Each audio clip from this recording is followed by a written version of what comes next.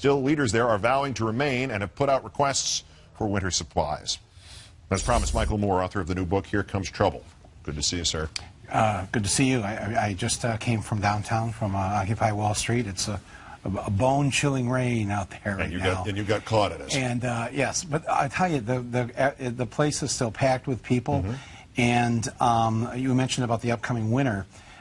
There are a couple of representatives that have come from Occupy Anchorage to advise here how to do cold weather camping in the park.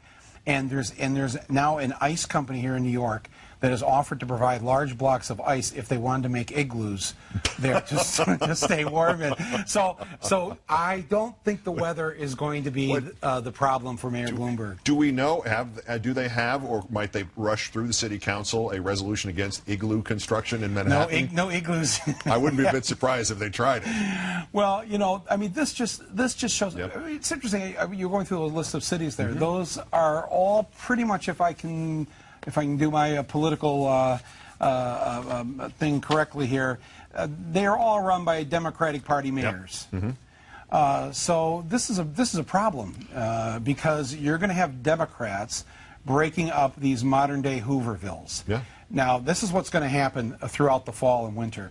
You're going to have these encampments, hundreds of them across the country, like you had in the early 1930s.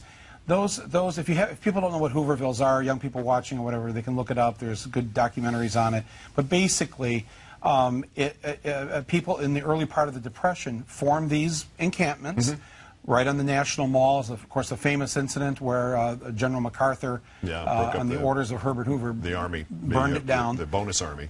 Yes, but there was one in Central Park. They had several of them in Central Park. 59th Street. They were all over Manhattan. They were all over the country.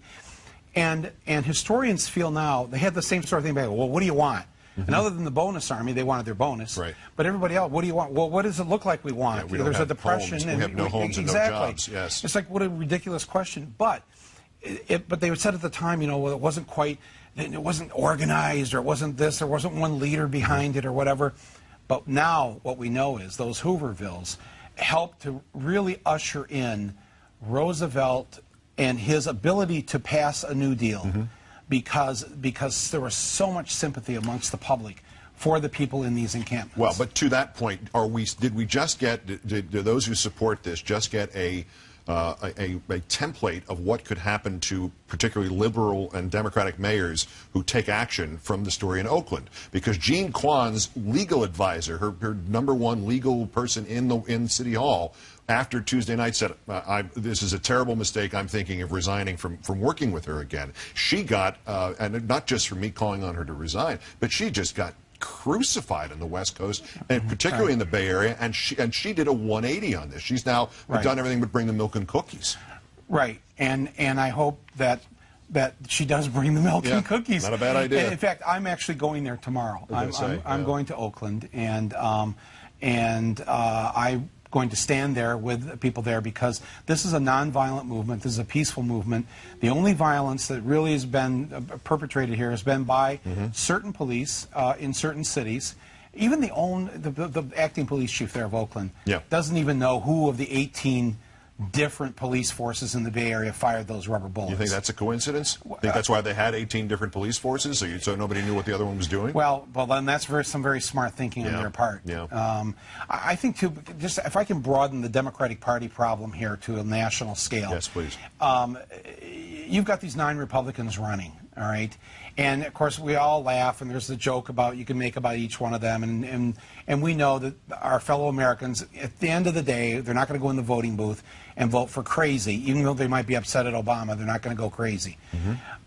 So it begs the question then, if this is the party of the rich, the Republicans, if this is the party of wealth in Wall Street, the party that brought about the crash of '08, why aren't the wealthy making sure they have a Republican that's running that's going to win? It doesn't look like they're concerned at all about making sure they've got their man on the Republican ticket, unless they believe they've got their man on the Democratic Party ticket. And if that's the case, Okay, well, then we're in for a longer haul than just igloos in the winter here in Manhattan. But as you say, as the Hoovervilles helped pave the way for Roosevelt to go much further to his own left than he had ever been Correct. as a governor in New York or any other office he ever held, there is always that other side. Political pressure is a horrible thing to see, except if it's on your side. That's right. And Barack Obama has a unique historical opportunity to be the representative of those who are now the majority of this country, the majority who support Occupy Wall Street, the vast majority that want taxes raised on the wealthy, the majority who want an investigation of the 08 crash and people put in jail if necessary. That's the majority of the country. Right. So Barack Obama needs, one thing he needs to hear from this whole Occupy movement is, look, you know, if you really want to take a leap into the deep end here, we've got your back. Yeah, the deep end is only about 2 feet at the moment. Yeah, right. Yeah, Right. it's not that scary anymore. All right, well, I want to get into this nonsense about how you're part of the 1% and I'm part of 1%, and therefore we should be ignored when we say anything in the defense of the rights of everybody else. But we have some commercials first. Right. How okay. fitting. Okay. We'll pick it up with Michael Moore right after good. this. The newest attack is that you can't believe Occupy because some of those who've supported it, like Michael or Alec Baldwin or David Letterman or me, make a nice living.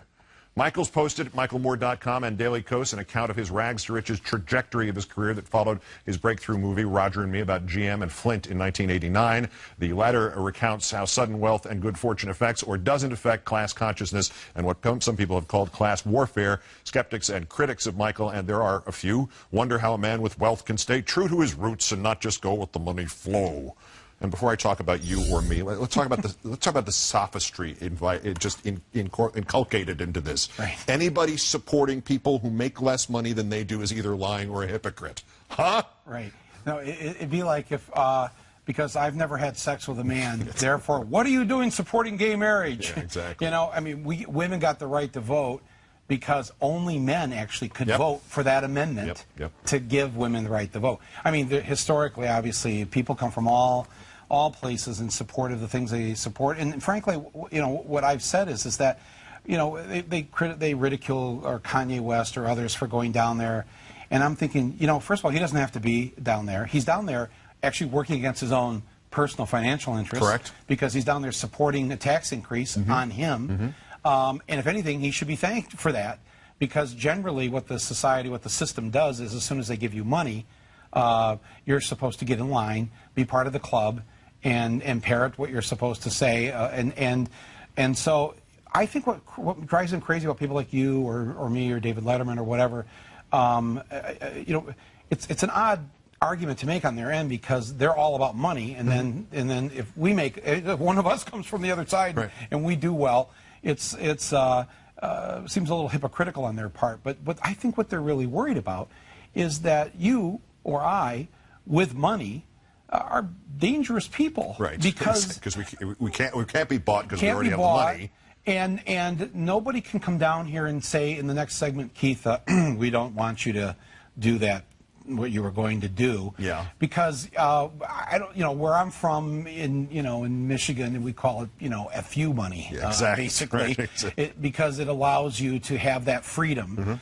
But it's an odd thing. It often comes from people who obviously have a gazillion dollars themselves. And well, yeah. What was that all about? That was you with Piers Morgan, this guy on CNN the other night. You have to confess that it's bleeding obvious you're part of the 1%. I believe the British would call this guy a ponce, I believe is the term, which is kind of this guy posing as an intelligent man. He makes $12 million a year. And his question to you was, why aren't you admitting you're part of the 1%? Yeah. Well, it's I was confused by what the whole point of that was, because I thought he was trying to give me a compliment. I thought he was saying, well, hey, you know, you do well, and you know, you're down there in the rain in Zuccotti Park. No.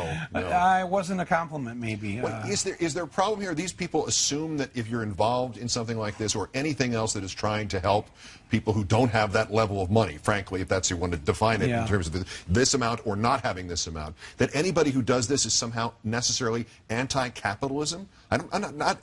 Anti-capitalism is the wrong umbrella to it. It's the idea that weighted capitalism, fixed capitalism, in which there's no way for anybody who's not already got money to make money, is what everybody's opposed to. It's a rigged game right now. Exactly. It's a rigged casino where only the top are getting away with this, and everybody else really doesn't have a chance to better. I mean, you showed it last night, the stagnation of wages over the last 30 years. Nobody's seen an increase in that. Many people have seen a decrease, a loss of benefits, et cetera. And look, I feel very blessed and very privileged. And some years I have really good years because the movie does well. Other years, like last year, I didn't make a movie or write a book. So, I didn't do that well. But one thing you wrote about in the Post, in the letter, was that your adherence to this comes from what, Sunday school and Bible class and the little fundamental golden rule things, isn't it? That what it is? Yes, that we were taught that we're going to be judged by how we treat the least among us, and that if you do have the good fortune smile upon you, you have to do even more. Right. So you have a greater responsibility to stand up for those who are the have-nots, and